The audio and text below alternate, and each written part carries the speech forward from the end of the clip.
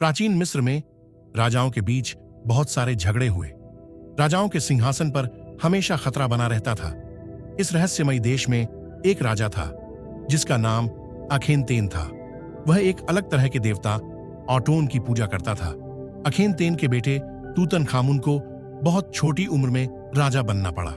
उस समय देश बहुत बुरी हालत में था और लोगों को संभालने की जरूरत थी। तूतनखामुन को पुराने धर्म को वापस लाना था। उसके सलाहकारों में से एक सेनापति होरेब था जो बहुत होशियार था। होरेब ने बहुत मेहनत की और अखेनतेन के धर्म को वापस बदला। बंद हुए मंदिरों को फिर से खोला गया और पुराने देवताओं की पूजा फिर से शुरू हुई। तूतनखामुन को राजमहल में बहुत सारी समस्याओं का सामना करना पड़ा। तूतनखामुन की शादी अपनी ही बहन से हुई जो बहुत सुंदर थी। यह एक पुराना मिस्र का रिवाज था ताकि राजघरान मजबूत रहे।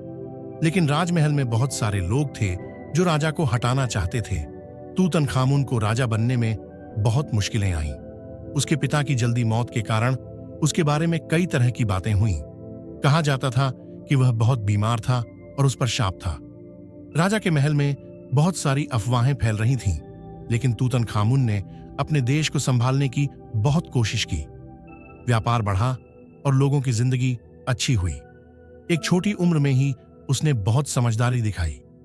तूतनखामुन को अपने देश को फिर से बनाने की कोशिश करनी पड़ी। उसके सलाहकारों में सेनापति होरेब भी था जो बहुत ही शक्तिशाली था। लेकिन राजमहल में बहुत सारे लोग राजा बनना चाहते थे। तूतनखामुन की शादी अपनी ही बहन से हुई, लेकिन उनकी शादी में बहुत सारी समस्याएं थीं। राजमहल में अफवाहें फैल रही थीं कि उनके बीच झगड़ा है।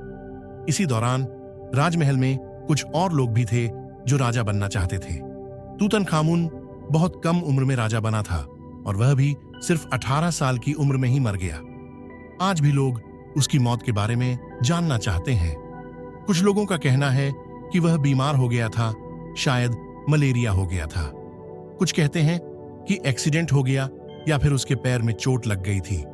कुछ लोगों का कहना है कि तूतनखामुन की हत्या कर दी गई थी। राजमहल में बहुत सारे झगड़े हो रहे थे और कुछ लोग उसे राजा के पद से हटाना चाहते थे, लेकिन इस बात के कोई ठोस सबूत नहीं मिले हैं। तूतनखामुन की मौत के बाद सेनापति होरेब बहुत ताकतवर हो गया। होरेब का कोई उत्तराधिकारी नहीं था, इसलिए वह खुद ही राजा बन गया। उसके बाद वजीर भी राजा बना, लेकिन उसने होरेब की ही तरह राज किया। फिर एक जवान सेनापति जिसका नाम रामसेस था राजा बना और उसने एक नए राजवंश की शुरुआत की। तूतनखामुन की कब्र और उसमें मिले खजाने ने उसे बहुत फेमस बना दिया। साल 1922 में हावर्ड कार्टर नाम के एक आदमी ने उसकी कब्र खोजी। उसके बाद से पूरी दुनिया प्राचीन मिस्र के बारे में जानने लगी। तूतनखामुन की मौत के बारे में आज भी बहुत सारे रहस्य हैं, जिसकी वजह से वह और भी फेमस हो गया।